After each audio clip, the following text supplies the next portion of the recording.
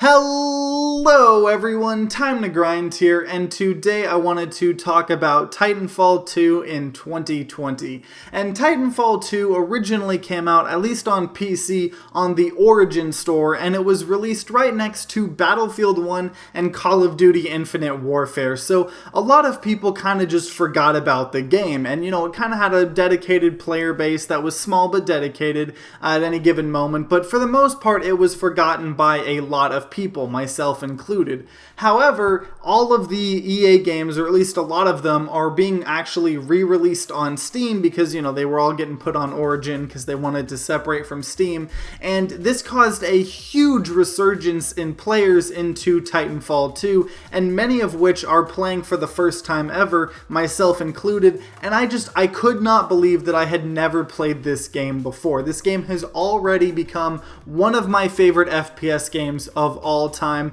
and I had a couple of smaller games I could have been making reviews for that recently came out over the past couple of days, but I could just not stop myself from playing more and more and more Titanfall 2. And so the single player is amazing, and I haven't had time to finish it yet, mainly because I've been playing so much multiplayer, but the single player is a lot of fun, and I've heard nothing but great things, but I mainly wanted to talk about how the multiplayer is and how it holds up in 2020, 4 years later after it came out. So in multiplayer, the main game mode you're going to be playing is called Attrition, and it's pretty much like the team deathmatch equivalent. So it's 6v6s, and you all start out as pilots, and you have custom classes like Call of Duty, and there's so many unique abilities and unique movement mechanics and things. And so as an example, I always had a grappling hook, and then you can wall ride and double jump, and it just feels so awesome and just smooth to traverse through these maps because you're going super fast, and it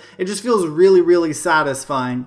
And one of my favorite things about the game, though, is not only are you trying to kill the enemy players, but there's also AI in the game as well. So there are a bunch of really weak enemies that you get a single point for killing called grunts, and they're pretty much just like really weak soldiers.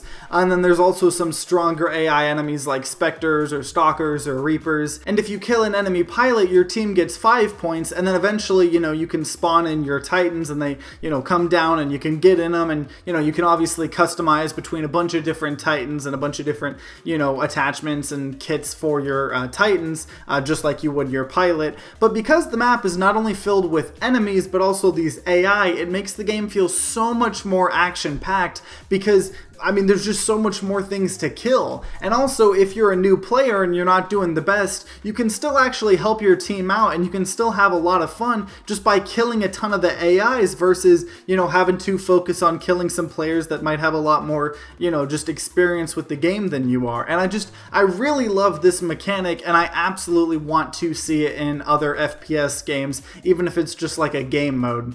The gunplay as a pilot also is just so smooth. It strikes a really good time to kill, in my opinion. It is relatively short, but you pair that with, people flying across the map and using grappling hooks and double jumps and everything, and so it's a little harder to aim and actually, make sure you're getting a bunch of shots on people. But if you can do that, or if you're, in the middle of a firefight with someone and you both aren't moving that much, the time to kill is pretty short, and it makes it feel really satisfying. One thing I don't necessarily like is melee is one-hit kill. I think it would be nice if they do what the newer Call of Duty games is, where it's not always an insta-kill, but they kind of take into account of how much health they had in the first place, but kind of small nitpicky thing right there. Also, because it's not only focusing on the human pilot things, the Titan gameplay is also insanely fun as well. Like I was saying earlier, there are a ton of different Titans to choose from, and you can customize each Titan's kit. So my favorite Titan was one called Ion, and it could fire, just kind of like a normal rifle thing, but then it had like this really long-range laser that you could kind of just snipe people with across the map, and that was super fun. And then it had like these mines you could place, and it's kind of like ultimate core thing was it was like this giant Spartan laser, but like on a Titan scale that, if you got it, if you were hitting someone the whole time, it would just completely destroy other Titans, and it made you feel so powerful and so badass, and that's what all of the Titans do, honestly. But the thing is is when you're playing in those Titans, although you feel really powerful, you don't necessarily feel invincible. It's not like you're in like a tank in Battlefield, you know.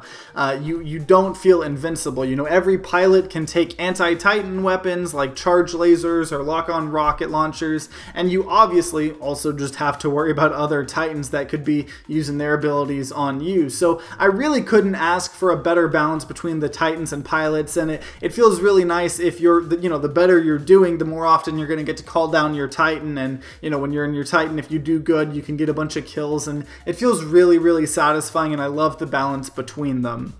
Also, all of the maps I played on, there's a huge variety of maps, and all of the maps are super interesting and unique, and honestly just really impressive when you think about the fact that they had to make a map for all of the maps that were a good mix of areas for the Titans to fight in and, you know, kind of move along with, and then also good areas for the pilots to fight in, you know, have hallways and doorways and, you know, rooms and stuff like that, and they strike a really good balance in every single map I play. There's not a single map that I actually don't like, but they do all feel different.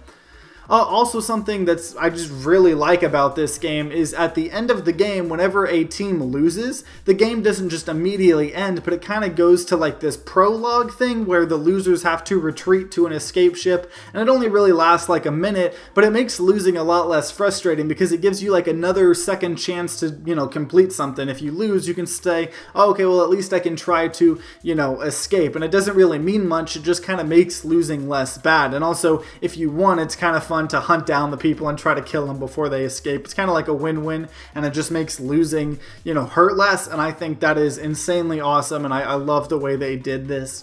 Also, the customization in the game is really awesome, and it kind of reminds me of the older Call of Duty games with just kind of like a very simple and basic leveling up, and you level up the weapons and, you know, to get attachments and more cosmetics, and, you know, there's a ton of cosmetics in the game. But, you know, playing like the new Modern Warfare game, I don't know if I'm just getting old or I don't have like billions of hours to play in one single game anymore, but it's a little overwhelming to have like a billion attachments for every gun and a billion different level ups and things, and it made me feel... It kind of made me feel nostalgic to some of the older Call of Duty games to have kind of just this streamlined progression system in Titanfall 2, and I really, really love that. And overall, you know, I don't really have a ton to say about Titanfall 2 that I'm sure wasn't said already in, you know, 2016 when it first came out, but for those of you that might have been like myself and just missed out on this game or dismissed it or, you know, just didn't really pay attention to it, I wanted to make a video for you guys and just let you know that you need to pick this game up. I think it's like $10 on Steam, and that's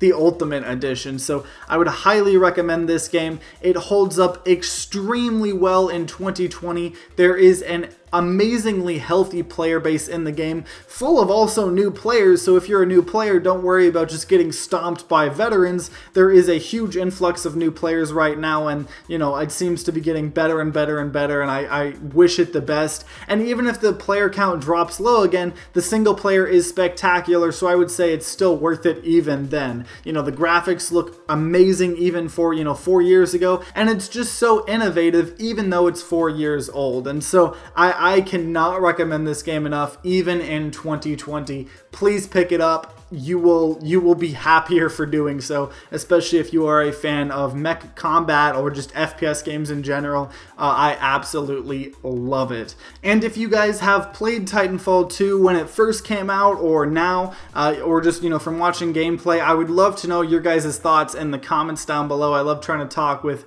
as many of you guys as I can. And if you enjoyed this video, then consider leaving a like down below and subscribing to see more content. 1 to 2 video game reviews come out a week on this channel, just on a wide variety of games, so, you know, subscribe if you want to see those in the future. Also, I have a podcast with some guys called the Media Crash Podcast, where every episode we talk about a different genre of media and just pop culture. And so last episode we were kind of weebing it up and, you know, talking all about anime, so if you want to check that out, it'll be in the annotation at the end as well, so, you know, definitely check that out if that's something you're interested in. But if you guys are having a great day today, I hope you continue having a great day. If you guys aren't having a great day, I hope you guys start having a great day. But either way, guys, I hope you guys have a great rest of the day. See you guys next time.